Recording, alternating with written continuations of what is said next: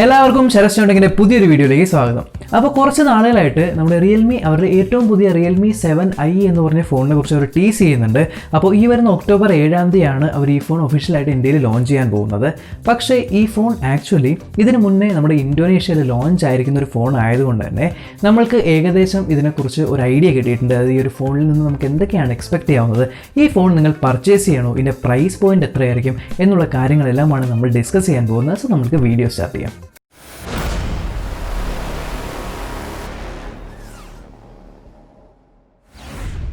നമ്മുടെ പഴയ Realme 6i എന്ന് പറഞ്ഞ ഫോണിൻ്റെ സക്സസർ ആയിട്ടാണ് നമ്മുടെ റിയൽമി 7i വരാൻ പോകുന്നത്. സോ റിയൽമി 6iയിൽ നമുക്ക് കണ്ടിരുന്ന പ്രോസസ്സർ ഹീലിയോ G90T ആയിരുന്നു. G90T എന്ന് പറഞ്ഞ ഒരു ആക്ച്വലി നല്ല രീതിയിൽ ഗെയിമിങ്ങിൽ പെർഫോമൻസ് തരുന്ന ഒരു ഫോണാണ്.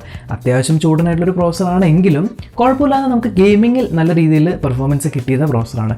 എന്നാൽ ഇപ്രാവശ്യം റിയൽമി 7iയിൽ ചെറിയ ഒരു ഡൗൺ ഗ്രേഡ് എന്ന് പറയാനായിട്ട്, കാരണം ഇതിൽ വരുന്ന പ്രോസസ്സർ നമ്മുടെ സ്നാപ്ഡ്രാഗണിൻ്റെ 662 ആണ്. ഇപ്പോൾ 662 നമ്മുടെ മോട്ടോറോളയുടെ മോട്ടോ G9 എന്ന് പറഞ്ഞ ഫോണിൽ നമ്മൾ കണ്ടായിരുന്നു. എന്നാൽ നമ്മുടെ G90T വെച്ച് കമ്പയർ ചെയ്യുമ്പോൾ പെർഫോമൻസ് വൈസ് നമ്മുടെ ഈ ഒരു സ്നാപ്ഡ്രാഗൺ 662 ചെറിയ രീതിയിൽ ഒന്ന് പുറകിലാണ്. എന്നാലും ഹീറ്റിങ്ങും കാര്യങ്ങളൊക്കെ എന്തായാലും ഉണ്ടാവില്ലെങ്കിലും പെർഫോമൻസ് വൈസ് ചെറിയ ഒരു ഡൗൺ ഗ്രേഡ് പോലെയാണ് ഈ ഒരു 7iയിൽ വന്നിരിക്കുന്ന 662 പ്രോസസർ. ഇന്തോനേഷ്യയിൽ ലോഞ്ച് ആയിരിക്കുന്ന വേരിയന്റ് എന്ന് പറയുന്നത് 8GB RAM 128GB internal storage ഉള്ള വേരിയന്റ് ആണ്. സോ ഇന്ത്യൻ ലോഞ്ചിൽ നമുക്ക് ഒരു 6GB വേരിയന്റ് പ്രതീക്ഷിക്കാവുന്നതാണ്. പക്ഷേ എന്നാലും ഈ റാം എന്ന് പറയുന്നത് നമ്മുടെ LPDDR4 റാം ആണ്. അതോടൊപ്പം സ്റ്റോറേജ് എന്ന് പറയുന്നത് നമ്മുടെ UFS 2.1 ആണ്. സോ ബേസിക്കലി ഇപ്പോൾ വരുന്ന ഫോണുകളെല്ലാം നമ്മൾ പ്രിഫർ ചെയ്യുന്നതും ഈ ഒരു UFS 2.1 എങ്കിലും മിനിമം വേണമെന്നാണ്. സോ ഈ ഫോണിൽ നിങ്ങൾക്ക് 2.1 സ്റ്റോറേജ് കിട്ടുന്നുണ്ട്. ഇനി ടീസറുകളിൽ കണ്ട പോലെ ഈ ഫോണിൽ നിങ്ങൾക്ക് 90 ഹെർട്സിൻ്റെ റിഫ്രഷ് ആയിട്ടുള്ള ഡിസ്പ്ലേ കിട്ടുന്നുണ്ട്. ഇതൊരു IPS LCD ഡിസ്പ്ലേ ആണ്. എന്നാൽ നമ്മുടെ റിയൽമി 6iയിൽ ഉണ്ടായിരുന്ന ഒരു ഫുൾ HD പ്ലസ് ആയിട്ടുള്ള ഡിസ്പ്ലേ ആണ്. പക്ഷേ എന്താണെന്നറിയില്ല, റിയൽമി 7iയിൽ വന്നപ്പോൾ ഒരു ഫുൾ HD പ്ലസിൽ നിന്ന് മാറി ഒരു HD പ്ലസ് ആയിട്ടൊരു 720p റെസൊല്യൂഷണൽ ഡിസ്പ്ലേ ആണ്. സോ ഹയർ റിഫ്രഷ് റേറ്റ് കിട്ടുന്നുണ്ടെങ്കിൽ പോലും നിങ്ങൾക്ക് റെസൊല്യൂഷനിൽ ചെറിയൊരു ഡൗൺ ഗ്രേഡ് കാണാൻ സാധിക്കും. എന്നാൽ 6iയിലെ പോലെ തന്നെ നമ്മുടെ 7iയിലും ഗൊറില്ല ഗ്ലാസിൻ്റെ പ്രൊട്ടക്ഷൻ ഉണ്ട്. പക്ഷേ ഏത് ഗൊറില്ല ഗ്ലാസ് ആണ് യൂസ് ചെയ്തിരിക്കുന്നത് എന്നവർ മെൻഷൻ ചെയ്തിട്ടില്ല. ഇനി ബാറ്ററിയുടെ കാര്യത്തിൽ നോക്കുവാണെങ്കിൽ നമ്മുടെ 6iയിൽ നിന്നും 7iയിൽ നമുക്കൊരു അപ്ഗ്രേഡ് ആണ് കാണാൻ സാധിക്കുന്നത്. സോ 5000 mAh ബാറ്ററിയാണ് നമ്മുടെ റിയൽമി 7iയിൽ വരുന്നത്. പക്ഷേ ചെറിയൊരു പ്രശ്നം എന്ന് വെച്ചാൽ റിയൽമി 7iയിൽ നമുക്ക് 18 വാട്ടിൻ്റെ ഒരു ഫാസ്റ്റ് ചാർജിങ്ങിൻ്റെ സപ്പോർട്ടും അതോടൊപ്പം തന്നെ നിങ്ങൾക്ക് ഇൻബോക്സിൽ 18 വാട്ടിൻ്റെ ഫാസ്റ്റ് ചാർജറും കിട്ടുന്നുണ്ട്. എന്നാൽ 6iയിൽ നമുക്ക് 30 വാട്ടിൻ്റെ ഒരു ഫാസ്റ്റ് ചാർജിങ്ങിൻ്റെ സപ്പോർട്ട് നമുക്ക് കാണാമായിരുന്നു. അതേപോലെ തന്നെ ഇൻബോക്സിൽ നിങ്ങൾക്ക് 20 വാട്ടിൻ്റെ ഒരു ഫാസ്റ്റ് ചാർജറും കിട്ടിയിരുന്നു. സോ അത് വെച്ച് നോക്കുമ്പോൾ നമുക്ക് ചെറിയൊരു ഡൗൺ ഗ്രേഡ് ആണ് നമ്മുടെ റിയൽമി 7iയിൽ കാണാൻ സാധിക്കുന്നത്. പക്ഷേ ഈ ഡൗൺ ഗ്രേഡുകളെല്ലാം മറികടക്കാനായിട്ട് നമുക്ക് നമ്മുടെ ക്യാമറ സെക്ഷനിൽ ഒരു അപ്ഗ്രേഡ് കാണുന്നുണ്ട്. സോ റിയൽമി 6iയിൽ നമുക്ക് 48 മെഗാപിക്സലിൻ്റെ ഒരു പ്രൈമറി സെൻസറാണ് വന്നിരുന്നത്. ഇപ്പോൾ റിയൽമി 7iയിൽ നമുക്ക് 48-ൽ നിന്നും 64 മെഗാപിക്സൽ ഒരു സെൻസർ വന്നിട്ടുണ്ട്. സോ അവർ പറയുന്നത് ഈ നമ്മുടെ സെക്കൻഡ് ജനറേഷൻ 64 മെഗാപിക്സൽ ക്യാമറയാണെന്നാണ്. പക്ഷേ നമ്മുടെ റിയൽമി 7 സീരീസിൽ ചെറിയ രീതിയിൽ നമ്മുടെ ക്യാമറയിൽ ക്വാളിറ്റി പ്രശ്നങ്ങൾ ഇഷ്ടംപോലെ പേർക്ക് വരുന്നുണ്ടായി. സോ അത് ബേസിക്കലി ഒരു OTA അപ്ഡേറ്റ് വഴി ഫിക്സ് ചെയ്യുമെന്നാണ് റിയൽമി പറഞ്ഞിരിക്കുന്നത്. പക്ഷേ ഇതുവരെയും എൻ്റെ ഒരു അറിവിൽ ഈ ഒരു കാര്യം ഫിക്സ് ആയതായിട്ട് അറിയില്ല. സോ അത് നമ്മുടെ റിയൽമി 6iയിൽ ഫിക്സ് ആയില്ല എന്നുണ്ടെങ്കിൽ ഈ ഒരു 64 മെഗാപിക്സൽ ഒരു വേസ്റ്റ് ആയിരിക്കും നമ്മുടെ 48 വെച്ച് കമ്പയർ ചെയ്യുമ്പോൾ. എന്നാൽ അത് ഫിക്സ് ചെയ്തിട്ടുണ്ട് എന്നുണ്ടെങ്കിൽ നല്ല രീതിയിലുള്ളൊരു പെർഫോമൻസ് കിട്ടും. അതേപോലെ ബാക്കിയുള്ള ക്യാമറകളിൽ യാതൊരു മാറ്റവും ഇല്ല. നമ്മുടെ റിയൽമി 6iയിൽ വന്ന പോലെ തന്നെ 8 മെഗാപിക്സലിൻ്റെ ഒരു 119 ഡിഗ്രിയുടെ അൾട്രാ വൈഡ് ക്യാമറ കിട്ടുന്നുണ്ട്. പിന്നെ 2 നമ്മുടെ ഒരു ബ്ലാക്ക് ആൻഡ് വൈറ്റ് സെൻസർ, അത് പോർട്രേറ്റ് മോഡിലുള്ള ബ്ലാക്ക് ആൻഡ് വൈറ്റ് സെൻസറും അതേപോലെ 2 മെഗാപിക്സലിൻ്റെ ഒരു മാക്രോ ലെൻസാണ് വന്നിരിക്കുന്നത്. സോ ബേസിക്കലി നമ്മുടെ 6iയിൽ അവർ 2 മെഗാപിക്സലിൻ്റെ മാക്രോ ക്യാമറ എന്നാണ് പറഞ്ഞിരുന്നത്. എന്നാൽ 7iയിൽ വന്നപ്പോൾ അവർ 4 സെൻറ്റിമീറ്റർ മാക്രോ ക്യാമറ എന്നാണ് പറഞ്ഞിരിക്കുന്നത്. സോ ബേസിക്കലി രണ്ട് സാധനവും സെയിം ആണ്, സെൻസറും കാര്യങ്ങളെല്ലാം സെയിം ആണ്.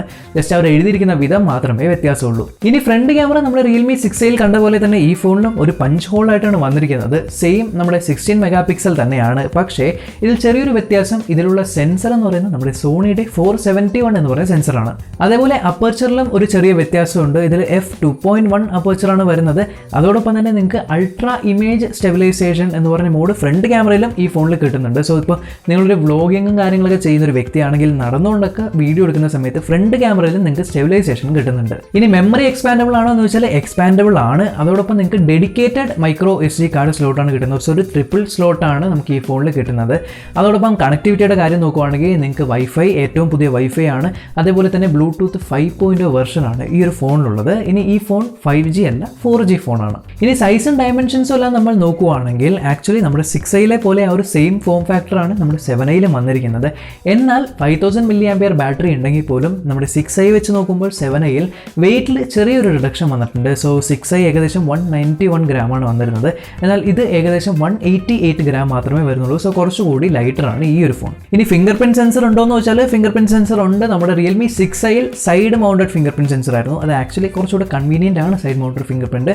പക്ഷേ ഇപ്രാവശ്യം അവർ പഴയ പോലെ തന്നെ ബാക്കിലേക്ക് ഫിംഗർ പ്രിന്റ് സെൻസർ മാറ്റി റിയർ മൗണ്ടഡ് ഫിംഗർ പ്രിന്റ് സെൻസറാണ് വെച്ചിരിക്കുന്നത്. ഇനി സെൻസറുകളുടെ കാര്യത്തിൽ ഈ ഫോണിൽ നിങ്ങൾക്കൊരു ലൈറ്റ് സെൻസർ കിട്ടുന്നുണ്ട്, പ്രോക്സിമിറ്റി സെൻസർ കിട്ടുന്നുണ്ട്, കൂടാതെ നമുക്ക് കോമ്പസ് ഒക്കെ വർക്ക് ചെയ്യാനായിട്ടുള്ള മാഗ്നറ്റിക് ഇൻഡക്ഷൻ സെൻസറും, ഇനി നമ്മുടെ സ്പീഡ് കാൽക്കുലേറ്റ് ചെയ്യാനായിട്ടുള്ള ഒരു ആക്സിലറേഷൻ സെൻസറും, ഫോണിന്റെ ഓറിയന്റേഷൻ കാൽക്കുലേറ്റ് ചെയ്യാനായിട്ടുള്ള ഒരു ഗൈറോസ്കോപ്പ് സെൻസറും ഈ ഫോണിൽ അവൈലബിൾ ആണ്. ഇനി ഇൻബോക്സ് കണ്ടന്റ്സിലേക്ക് വരുവാണെങ്കിൽ ബോക്സിനകത്ത് നമുക്ക് ഫോൺ കിട്ടുന്നുണ്ട്, 18 വാട്ടിന്റെ ഒരു ഫാസ്റ്റ് ചാർജിങ് ബ്രിക്കും, അതോടൊപ്പം തന്നെ USB-Cയുടെ കേബിളും കിട്ടുന്നുണ്ട്.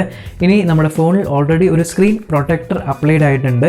ഇനി അതേപോലെ നമ്മുടെ റിയൽമി നാർസോ സീരീസിൽ കണ്ടൊരു ചെറിയ പ്രശ്നം എന്ന് പറയുന്നത് ഫോണിൻ്റെ കൂടെ അവർ നമ്മുടെ ഒരു ഫോൺ കേസ് കൊടുത്തില്ലായിരുന്നു. സോ അത് ഒരു വലിയൊരു കാര്യമായിരുന്നു. കാരണം എല്ലാവരും കേസ് വേണം എന്ന് പറഞ്ഞ് പ്രതീക്ഷിച്ച് നമ്മൾ ഓപ്പൺ ചെയ്യുമ്പോൾ കേസ് മിസ്സിംഗ് ആയിരുന്നു.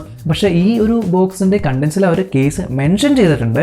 സോ ഇന്തോനേഷ്യൻ യൂണിറ്റിൽ കേസ് ഉണ്ടായി, സോ ഇന്ത്യൻ യൂണിറ്റിൽ കേസ് ഉണ്ടാകുമോ അതിനകത്ത് കളയോ എന്നുള്ള കാര്യം അറിയില്ല.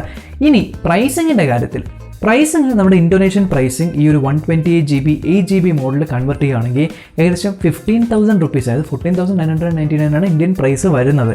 അതുകൊണ്ട് തന്നെ നമ്മുടെ ലോവർ വേരിയൻറ്റ്, അതായത് ഇപ്പോൾ 6GB വേരിയൻറ്റ് ഏകദേശം നമ്മുടെ റിയൽമി 6iയുടെ ആ ഒരു പ്രൈസ് പോയിൻറ്റ് ഏകദേശം ഒരു 12,000 റുപ്പീസിലാണ് ഈ ഒരു ഫോൺ വരേണ്ടത്. കാരണം പ്രോസസ്സറിലും ചെറിയൊരു ഡൗൺ ഗ്രേഡ് ഉള്ളതുകൊണ്ട് നമുക്ക് ഏകദേശം ആ ഒരു 12,000 റുപ്പീസിൻ്റെ ആ ഒരു റേഞ്ചിലായിരിക്കും ഈ ഒരു ഫോണിൻ്റെ പ്രൈസിങ് പ്രതീക്ഷിക്കാവുന്നത്.